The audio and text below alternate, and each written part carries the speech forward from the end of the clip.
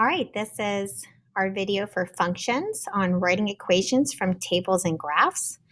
So first thing we need to do is learn and understand that there are two things that you must have when you write an equation for slopes, and that is your m and your b. So I would actually put a star next to both of these because they're very important. Okay, the two pieces you need is your m. M is your slope. The next thing you need is your b. Your b is also your y-intercept.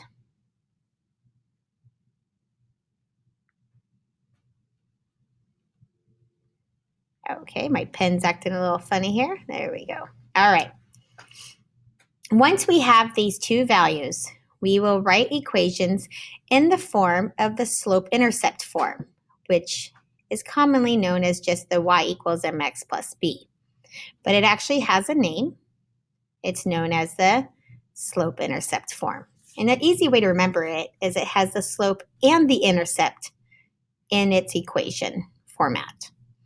All right, when we look at tables, we can find the slope by calculating our y2 minus our y1 over our x2 minus our x1. That will give us our m being our slope. To look for the y-intercept is when you have a y where the x is equal to 0. So when your x is 0, the y number is your y-intercept. That's going to be your b. All right, so this will be your b. I'm going to scroll this up real quick.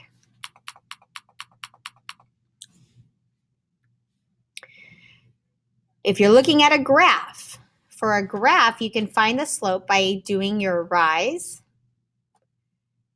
over your run. All right, and that will get you your m.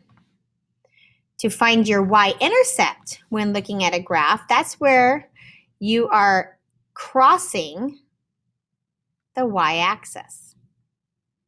It's where the line that is the graph goes over that y-axis. So you have something like this. You have a graph or a coordinate, and now we're going to make a graph. So let's just say it went like this.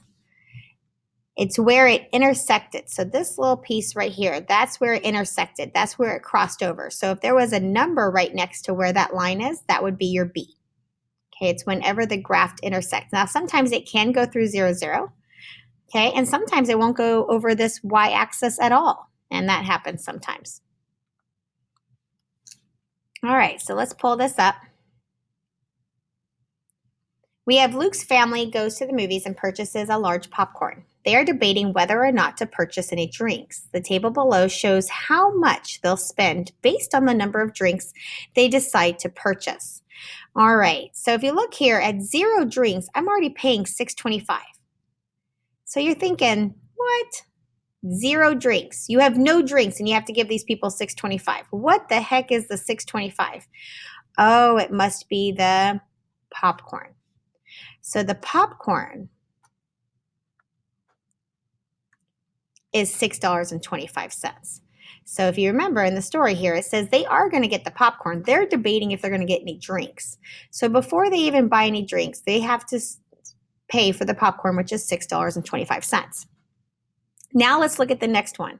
If they purchase one drink, the one drink is $10. And you're thinking to yourself, man, that's a really expensive drink. How can one drink be $10? Well, you kind of think about it. Oh, the $10 includes that popcorn. Okay, now it makes sense. So how can I find out how much just one drink is? You can subtract these.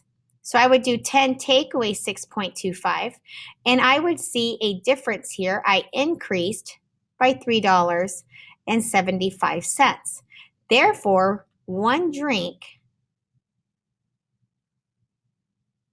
is equaling $3.75. All right. Now, if you continue this pattern, you could see that another $3.75 gives me $13.75. Another $3.75 is $17.50, and it continues. So this pattern does continue, and because it continues and it's constant, that's your slope.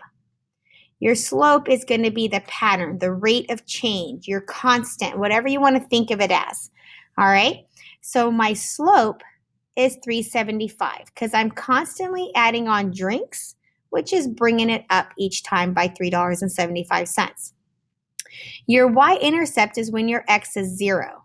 So if you look right here on the table, you have x is 0, and what is my y that's combined with that is $6.25.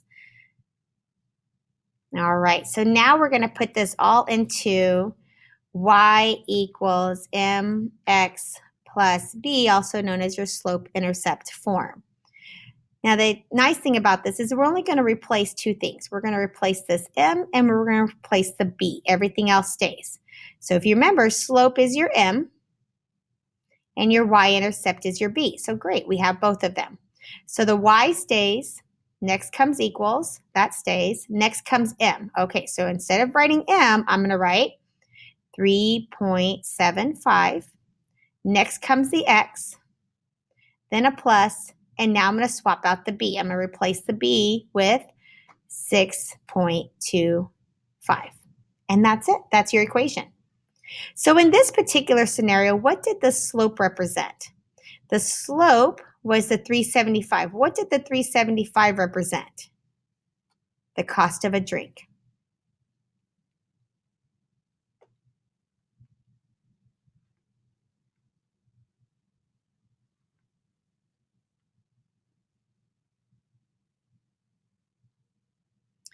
All right. Now, what did the y-intercept represent? So you look at y-intercept, that was the 625. 625 was the cost of the popcorn.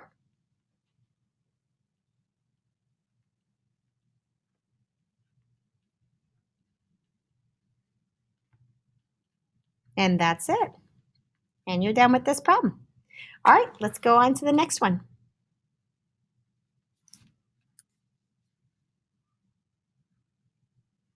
So Betty's Bakery uses a certain recipe for chocolate chip cookies.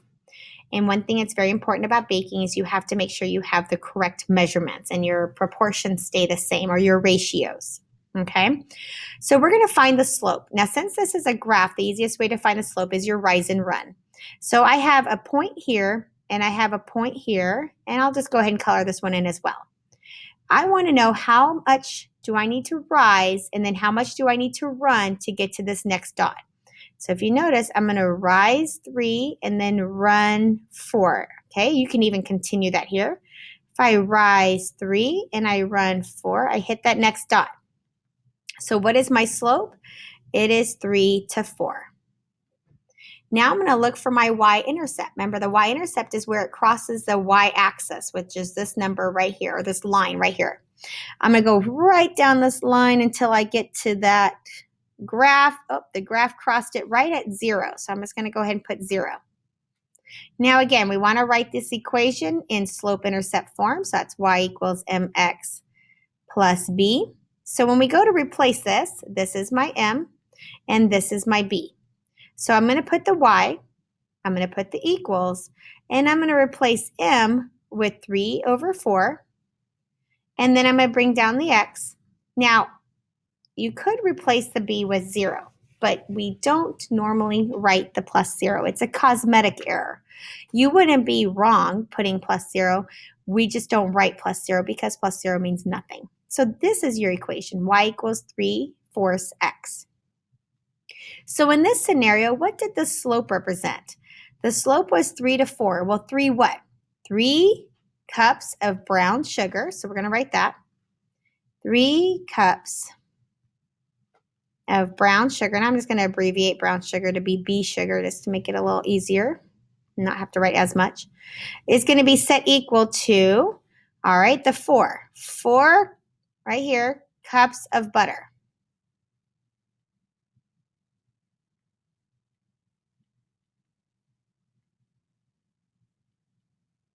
All right. Now, what did the y-intercept mean? What does this mean here, 0, 0? What does that mean? Well, 0 brown sugar is 0 butter.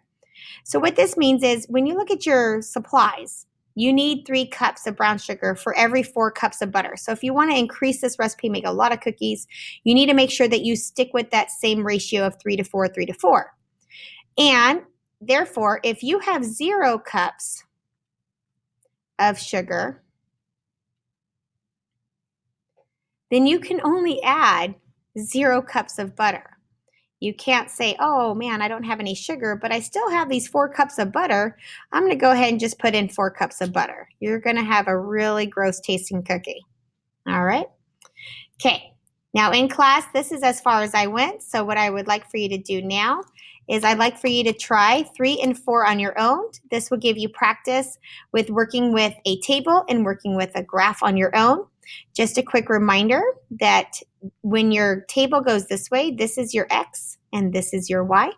Okay, so go ahead and fill in all of these parts. And again, don't forget that at the bottom, you have a summary. Summary is 2 full sentences on something new you learned. All right, this ends this video tutorial.